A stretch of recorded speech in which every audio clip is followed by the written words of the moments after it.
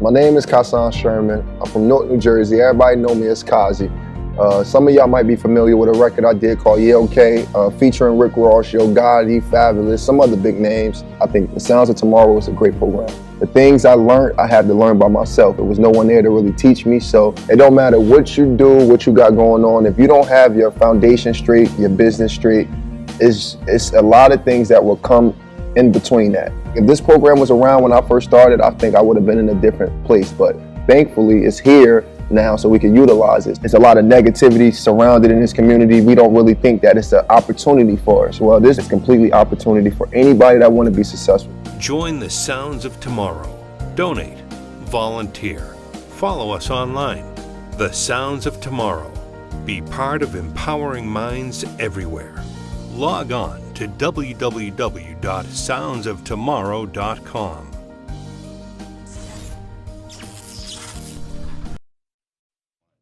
Fuck your feelings. It's Layla, And Jordan. and this is Sorry did I offend you, where we keep it real. All the Time. So, we're here to talk about toxic relationships. Yeah, so I just wanted to start off the podcast by defining a toxic relationship because I feel like that could be different for everybody. So, do you want to start off? How would you define a toxic relationship? Well, I would define a toxic relationship that really isn't beneficial to one or both parties in that relationship. That is literally taking a toll on your life and your everyday, living. How would you? I feel like I could agree with that. You can agree with that? Okay, Yeah. great.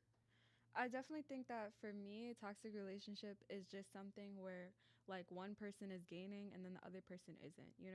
I feel like a relationship should be 50-50 give and take. It shouldn't just be like one person's getting something and then the other person feels like they're not getting anything from the relationship. Well, I also believe there's like a spectrum of toxicity in relationships. What you said before is like give and take. When one person is giving more than the other, Yeah. it makes it's unfair. Yeah. But there's also toxic relationships where both parties are affected heavily. Yeah, I definitely see that. But I mean, what do you mean by spectrum? Can you explain that? Okay, like one person can be putting in more than another. Uh-huh. Doesn't inherently mean it's toxic, but it can lead to toxicity later on because of the imbalance of was it the imbalance of what's being put in by each party. Yeah, I definitely get that. Especially in relationships, do what works for you. That's something that's not said enough. Do what works for you. But if it's led on to being toxic, Mm-hmm. then that's obviously not good. Yeah, I think another thing that really contributes to toxicity within relationships is definitely just mannerisms. And by that I mean if somebody's yelling at somebody and just arguing all the time, I feel like that could tend to lead to more toxic situations in relationships. I can agree with you to a not even to a certain extent. I agree with you completely. The delivery of how you say things and how you articulate yourself can really like it means a lot. It Yeah. could be the difference between an argument and an actual solution to a problem that two people are facing. Well, they say communication is key with relationships. It is. Yeah. So when one person isn't really communicating their feelings, they're communicating in a way that's not healthy, and by that I mean yelling, violence, putting their hands on people. That's just that's when toxicity comes into play. That's when the relationship becomes not healthy. I also think toxicity is a key factor when people try to overvalue what they're doing. Yeah. Like some people don't realize what they're doing and its value. Like you can like say you work at a grocery store, right? And you're stocking shelves. Like that has some value, but it's not the main value of the store because they could get anybody to stock shelves. Now the person who's out there getting contracts with the store, he's really valuable, even though what he's doing is is good for the store because it is. He's getting contracts for the store. Its value is so much higher than someone who's just stocking shelves. Yeah, I understand that. I mean, I feel like another thing that comes into play with this is also besides communication, and it's also setting boundaries. I feel like when people don't respect people's boundaries, that's a form of toxicity in itself because if somebody is saying like, oh, like I don't appreciate this thing, this makes me uncomfortable, like I don't like when you do this, and then you're like, oh, like ignoring that, that's a boundary that that person is trying to set. Martin. So by sorry guys, so by not setting that boundary, I feel like that makes it very uncomfortable, and that can be very toxic in the relationship. Mm-hmm. Setting boundaries, especially, is something that should be done with any type of relationship, and a clear cross of those boundaries Mm-hmm. is a very important, like, it's a very important moment in a relationship, because if someone crosses your boundaries that you have clearly set up, now that's important, clearly set boundaries that are crossed, is a very bad thing. Yeah, but I also think that it could kind of get like iffy with that. But you mean like clearly? Like, what do you mean by clearly setting boundaries? Like, clearly stating, I do not like this, don't do that again.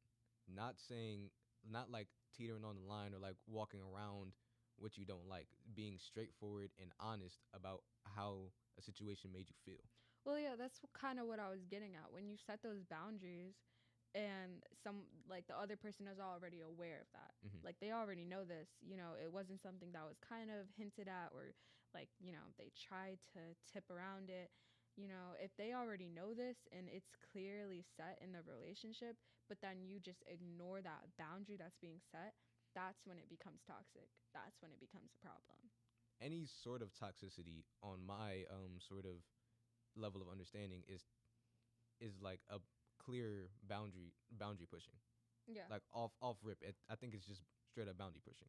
Like, if I told someone not to do something and they do it continuously, Mm-hmm.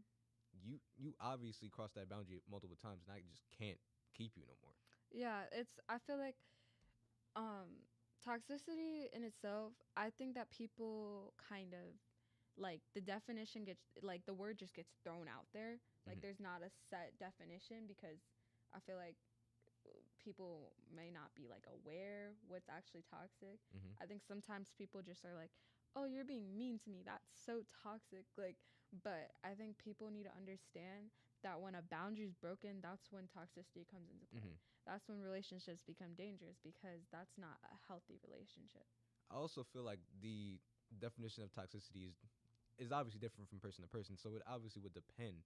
It's like going up to a group of people and asking them what cheating is. They would Mhm. probably have different answers and give you like a specific scenario in which they would consider cheating. Yeah. Like, if I sit here and ask you the question, do you think your significant other entertaining other women is cheating? Well, I feel in my eyes that is cheating. I know girls that don't believe that that's cheating. Mhm. So I think that you're right. It definitely depends on the person, because some people have different expectations for relationships. That's why I wanted to bring up boundary setting, because you don't know what your significant other's expectations for that relationship is Mhm. until you talk about it, and that's where we really have to get into that. But I did want to mention, if anyone wants to leave a comment down below, any opinions that you guys have, go ahead and do that, and we'll read them out loud. Maybe even put them up on the screen, so that would be nice. But I also wanted to get into, and I wanted to ask you if you have any like examples of some toxic relationships that Oh you've boy, seen. do I have a bunch of examples. You have a bunch. Yeah, too many examples. So, short little story of my friends. My friends. My friends. They well, I wouldn't say friends, but they went through their whole toxic stage. She was very in love with him. He wanted nothing to do with her. They had dated at some point, Yeah. but he was cheating and cheating and cheating, but she still loved him. And I saw that, and that was clear to me. Would never want that for myself, Mhm. because I'm putting myself in a bad situation. Because I'm allowing myself to be hurt by someone that obviously does not care about me anymore. I have a question, and this may be a little off topic, but I think it's still kind of on topic. Do you believe that people can change once they cheat? I believe that people can change. It's definitely gonna take some time Yeah. to bring that trust back, for me at least. But if my significant other does cheat on me, I will try my hardest to give it a second chance. I will try my absolute hardest. But after like the second time they cheat again. Oh no, they're done. Yeah. Yeah, you're done. You're done after that. It's over. For me, it's like if you cross the boundary once. If you okay. cross the boundary once, okay, you cross the boundary. Mhm. Everyone's bound to mess up, bro. Mhm. That's the way I see life. Everyone's bound to mess up. But if you cross that boundary again, now you know what you're doing at that point. You know what you're doing. I feel like any time in a relationship where you come to terms with something, you're like, listen, like this is something that I just can't do. You know, you make it clear to that person that you need something and they're not like meeting that standard. If they're like keep like letting you down over and over again, I think it's time to move on. Obviously, it's time to move on. Yeah. Who would want to sit there and be let down by someone that they love? Definitely. I just think that is horrible. But speaking of situations, one of my closest friends, they were talking to me about this boy that she was dating, and she was telling me that he kept like she wasn't sure if she should be in this relationship, and I was like, well, what's making you unsure? Because whenever somebody's unsure, I feel like they know something's wrong. You know, like I feel like that there should never be some type of like anxious feeling inside of you. Like if you're not feeling like okay and secure in your relationship, then something's off. But she was basically telling me that he was liking other girls' pictures and it made her feel really uncomfortable. And I mean, I know people feel differently about this, but the fact that it made her uncomfortable, she voiced this to him. I thought that that was a problem in itself because he kind of dismissed her feelings. And I think that, do you think that can be toxic? Because I kind of feel like that's a little toxic. I feel like it's toxic that he dismissed her feelings, but I Yeah. feel like it's also not a I don't want to dismiss her feelings right here, but to me at least, if my girlfriend or whoever I'm with at the time, if they think that me liking people's pictures on Instagram if they feel uncomfortable by that, I will try to adhere to what they're saying, but at the end of the day, me personally, I would think that they're a little insecure. That's what I would think. They're a little insecure. I mean, that's valid. Like, I could see where you draw that conclusion. But I think the problem is where he's just like not trying to come up with some solution to it. It's kind of just like, okay, well, that's how you feel, but I'm still going to keep doing it. But not to cut you off, Yeah. but maybe to him it's just pictures. It's just pictures. It's just Instagram. It's not like he's actually going and putting forth action into talking to these women. It's just liking pictures on Instagram. Everyone likes pictures on Instagram.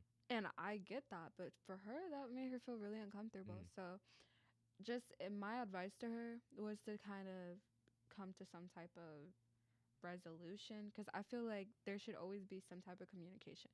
Like, I don't think that one person should feel like they didn't get to, like, their feelings were just put to the side. You know what I'm saying?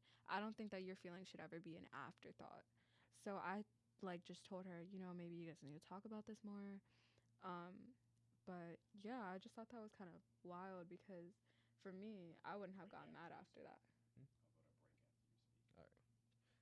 Like, one more thing I have to say is that it's also a thing of making compromises. Like, some things in a relationship you're just going to have to deal with. Yeah. And that's just that.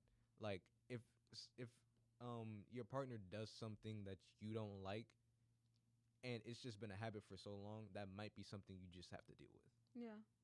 But at the end of the day, love should be unconditional. You should love every part of your partner, good or bad.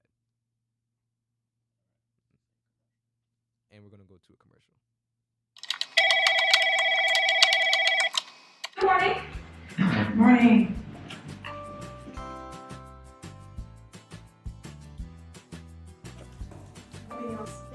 Okay, good. Everyone is here. Next week is the intern's birthday, and I need someone to order a cake. I'll get the cake. Excellent, thank you.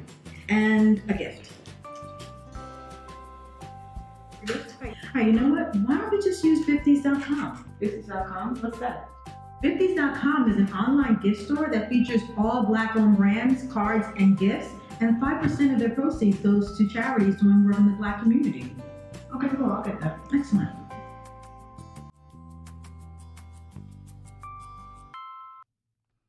All right, welcome back, guys. I want to thank you guys for tuning in.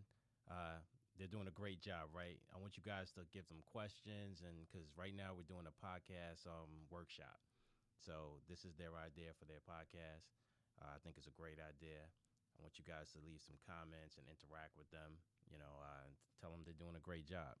All right. When you leave a comment, we'll be able to put it on the screen so everybody can see your comment. All right. So I'm gonna bring it back to Jordan. So in the meantime, while we wait for these comments, let's continue what we was talking about before. Compromising. What are your thoughts on compromising? Well, we did kind of bring it up before, but I just want to reiterate. I think that relationships should always be a give and take thing. I don't think that one person should be gaining, one person should be losing like that. I think that, there should be, like you said, compromise. And part of that is kind of talking through it. And with compromise, I don't mean that one person wins, one person loses. I think that each person should feel like they lost something. Like, you should feel like you gained something, you lost something. Because if you feel like you won, then did you really compromise? That's how I feel about it. That's how you feel about it? Okay. So how do you feel about relationships that just one person always wins? To me, that's not really a relationship. To me, I feel like you're kind of just dragging that person along. The person that's winning, I think that they're like the other person is just relying on them. And that's that's pretty deep, but I feel like that's just how it is, because in a relationship, you shouldn't feel that you're always losing. Like, that's not healthy at all. And I think that at that point, you're just relying on them, and that's when you know that like you need to let them go for real.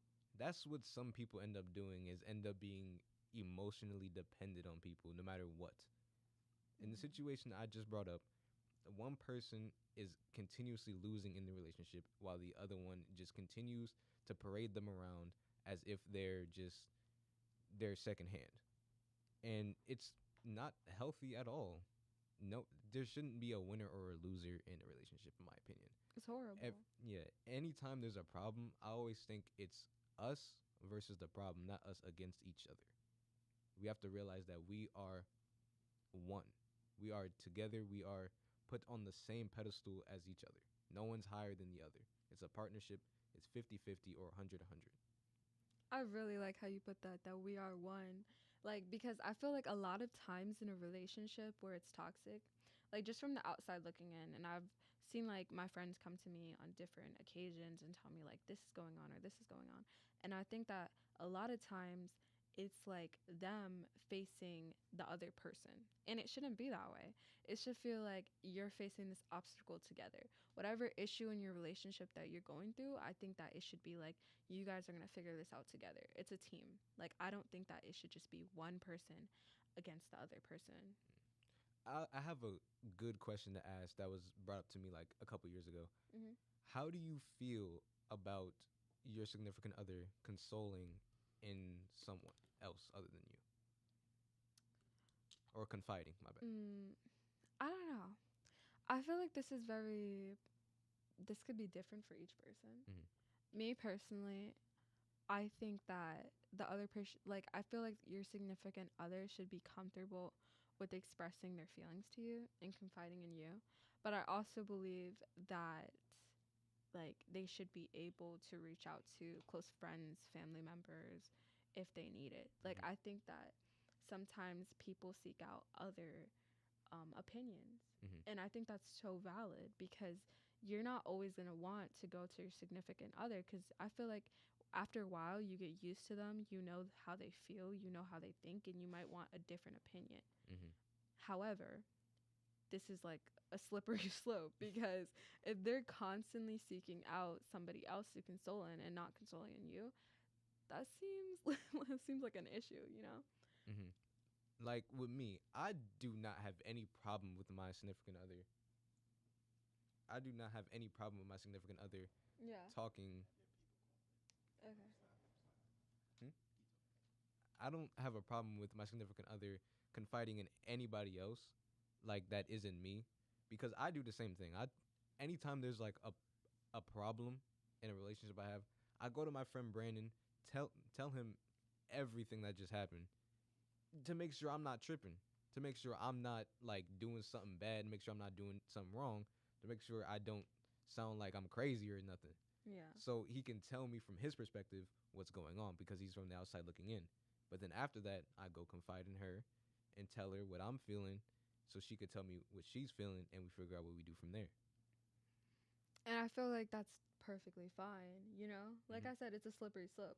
When it becomes a thing where you're always going out to that other person and not confiding into your significant other, then I feel like that can, teeter the line, and that's when it becomes like an issue, and that might be an issue in your relationship that you need to work on together. But confiding in other people, I think that not allowing your significant other to confide in other people, I think that's toxic because there should be open communication, you know? Hmm. That's something I learned the hard way. And I learned it like a couple years back. My one of my exes, Mhm. actually, they always confided in one of my other friends. Now, I never had a problem with this until the fact when they would never tell me what the problem was. That's what really, really like irked me, was the fact that they would never tell me what the problem was. They would always say, "Oh no, it's fine. It's dealt with," and that always just I was upset, like, cause I wanted to know what was wrong, Yeah. but they would never tell me, and so I was like, "You can't confide in him no more. Come to me, and we can do this together." But that was not the right way to handle that situation. Yeah, I could see where that definitely went wrong. I don't know how to say that, but I just feel that, you know, when you're in a relationship, the most important part of the relationship is communication. That's something that my mom instilled in me. She said, like, with every relationship, friendship, everything, you always got to communicate your feelings, you know? And that's the most important part, communication. Hmm. So, finding that line, finding that key, like that route to communication between you and your partner, that's where it all starts, you know? And that's how Mm. you avoid all those toxic Mm. situations. Do you think relationships can be had without some level of toxicity? What do you mean by that? Like Like, without there being any toxic? yes, like just zero, like almost perfect relationship. I don't think that I don't think perfect exists. I think that there's always going to be some kinks, some issues, I know people that have been married for years and then, like th- they have to sell their house or something. Something goes wrong. You never know. There's always problems. I mean, just toxic in general. But I'm going to get to that. But I think that there's that you need to work out the issues when you first get into the like the relationship, when you first get into the relationship, and that will help you later down the line and long term, you know. Mm. Now a follow up question. All right, how important is it to develop a friendship before relationship for you? Oh, I think that this is really important. Mm-hmm. I feel that like I think that you need to know the person. I definitely think that if you don't know that person, then that's when you kind of like, oh, like the surprises come along. Mm-hmm. I feel like once you get to know someone, that's when you can actually be like, oh, I want to develop a relationship with this person. Oh, I think that this could be something more than just a friendship. Because a lot of people our age love to rush into things and have things come instantaneously, but Mhm. it's with relationships and a lot of things in life. Actually, it's not like that. You can't just one day, oh, I like this girl. Now we're dating. Like that's just that's just not how it is. Like you got to get to know that person and Digital become. love. Hmm? Digital love, they call that. That's definitely Yeah. like the elementary Yeah, in you us. can't fast track your way to a relationship without knowing somebody. You get in a relationship like, oh, I don't really like that about you. Like you could have figured that all out beforehand. Like you could have been friends for like a year or two, year or two maybe, figured out everything about this person, then be like, yeah, now I see myself with you. Now I see myself I could live with you now. I know what you're like. And maybe a relationship wouldn't be bad with you. But on like the response to that, on the other side of that, I definitely feel like you can know someone for 2 years, 3 years, and then start dating them, and then you could find out things that you never knew that they just start to open up to you about, and you're like, that's not what I signed up for. That is also true, but that's because people be faking. Because people are usually different in a relationship than they are in a friendship. Mm-hmm. Now, me personally, could never be me, but me personally, I will always be the same in a relationship and a friendship, because to me being in friendships with women is just like I'm selling myself. You know what I'm saying? It's like I'm always like, wouldn't say on the open market, because that sounds kind of weird, but Yeah, that sounds like you like available to everybody, like. but just like I'm showing them what I am like to myself. There's no need to like change anything about myself just because I'm in a relationship. The only thing that's different is I'm loving you. That's really it. So my perspective, I definitely feel that people show what they want to show to you. Mhm. Like they give what they want to give. Like for me, I feel like I'm very straightforward. I feel like the way I am, like at work, the way I am at home, is kind of the same version of myself. It's just I could tone it up. Like when I'm with my friends, I'm a little bit more loud. I'm a little bit more chaotic. When I'm at work, I'm kind of a little bit more calm, a little more chill. So I think that it's definitely like there's levels to yourself. Yeah. Oh, serious question. Yeah. Since we're on the the toxic topic, you know what I'm saying? Yeah. Do you how toxic do you think you are? And don't say you're not toxic, because you'll be lying to yourself. Come on now. Don't lie to yourself. I don't think that I am toxic. I think everyone can be toxic. Hold on. Let me get to it. Let me get to it. I don't think that I'm toxic. I think that I have the ability to be toxic, but it's what I let myself be.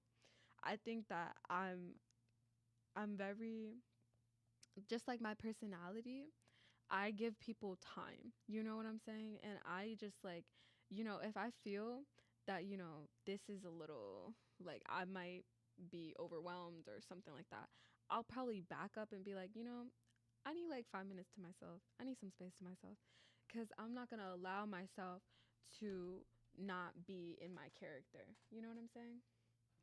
All right, I think we have a caller that just a video call in, but I don't see them. Do they have their camera on? The camera might not be on. Wow. How you calling in on video, caller, and your camera's not on? Can we hear them? Let's see. Hold on. But I'm gonna put it on to her, but it's gonna be a blank screen. Okay. How you say your name? Neek? Meek. You hear us? Yes. Hello? Hello? Hello? I don't know. Hello? Trying to get this caller clicked in, but I can't hear them. Hello? We'll work it out, but you guys keep talking. All right. We gotta work Now, out the okay. kinks. Let me rephrase that question. What are your toxic traits? What are Hello? we really There we getting go. into it. Yeah, we get really into getting this. into You it. got to ask the right questions. I gotta answer this right. There's no right or wrong no, answer. I'm just playing. I feel that like, dang, I really don't know, and I'm not even trying to be like, oh, I'm perfect, because I don't think Yeah, I'm no, perfect. no. I really don't think that, but I think that, dang, this is No, hard. but not to be fair, that What do is you something think? kind of crazy to hit you with right now. Yeah, just off- because it's Hello? like, I wasn't expecting that. But what do you think? what do I think your Yeah, toxic traits no, are? your toxic. Oh, traits. mine. Yeah. Oh, I definitely have a couple. There's no way I Like, don't have yeah, a I couple. got a couple. No, that's just being truthful. Like, Mhm. Hello? come on now, I have a couple. Now, what they are? Mhm. Hey, man, that's the beholder. That's to who I date. They will figure that out. And then I got a then they'll question tell for me. you guys, though. Yeah. Yes, All sir. right, so my question is, hold on.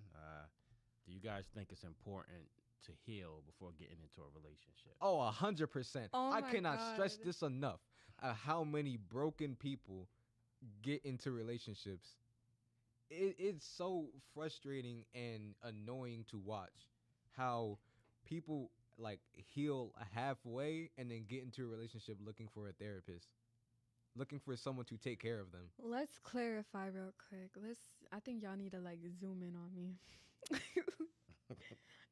You cannot go into a relationship looking for a therapist. That person is not there to help you. That person is not there to heal you. You need to heal yourself first.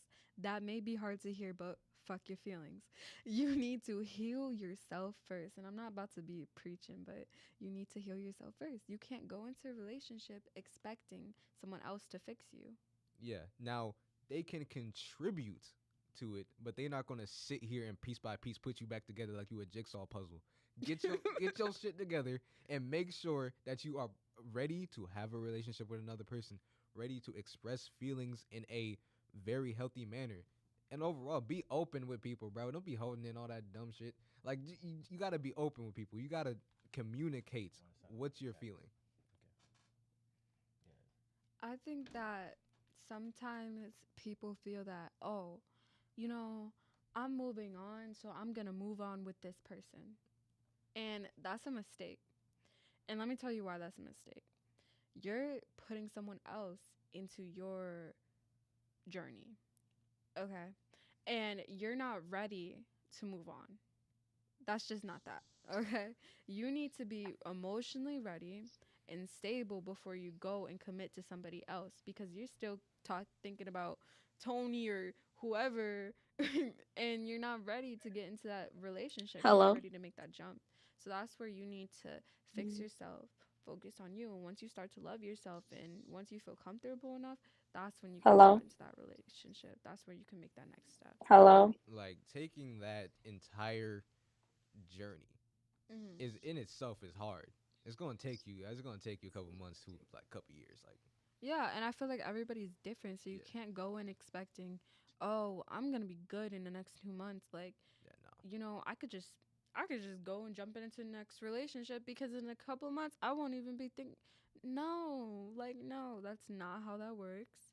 You need to focus on you first because once you jump into that relationship, that person is committed to you, but you're not mentally committed to them. You're not. You're messed up. Also, another thing that is very important when getting into a relationship is knowing actually what people are saying. I remember I had a conversation with my friend about her relationship, and she was telling me that she loved him instead of love him, and that's very important Hello. because making sure that the because he was saying, I mean, she was saying loved as in past tense, which is not good. You don't love him anymore. Psychologically, your brain has already moved on from that entire section. Hold on, guys. Yeah, hurry up. Wait, what are we doing? You putting the number in. Oh, okay. Like making sure that you you understand what people are saying. If someone is talking to you and they keep using past tense, then obviously they've mentally moved on. There's no way they haven't, or else they wouldn't be using past tense. What do you think about that? I feel like once you're saying you love somebody, I think that that's when you know, like in your mind, maybe not in your heart, like you don't love them anymore. Maybe not even the same way. Maybe you do love them, but it's just not in the way that you used to. Mm-hmm. And I think that may be hard for some people to hear and some people to understand because you don't want to admit that to yourself, you know? Once Mm-hmm. you admit it, then it's like it's real. You need to move on. Mm-hmm. Like another thing I want to say is I would like for everyone that listens to this to go back and actually think about which exes, if you've dated anybody, that you actually loved. Which exes do you love to this day, no matter what they did? And How do I you know that though? How do you know which person you love to this day? okay, you will know because well, love can be different for everyone. That's one Mhm. thing. but you still have that love for them. It doesn't go away because it's unconditional. As just as like your love for your parents. Like if you had a good relationship or have a good relationship with your parents, you no matter really what they do to you or you do to them, they still love you and you still love them regardless. And the same thing goes for this.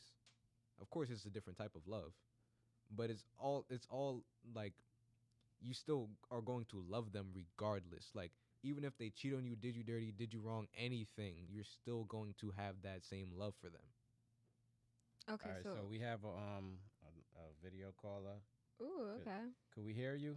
Say something. Hello.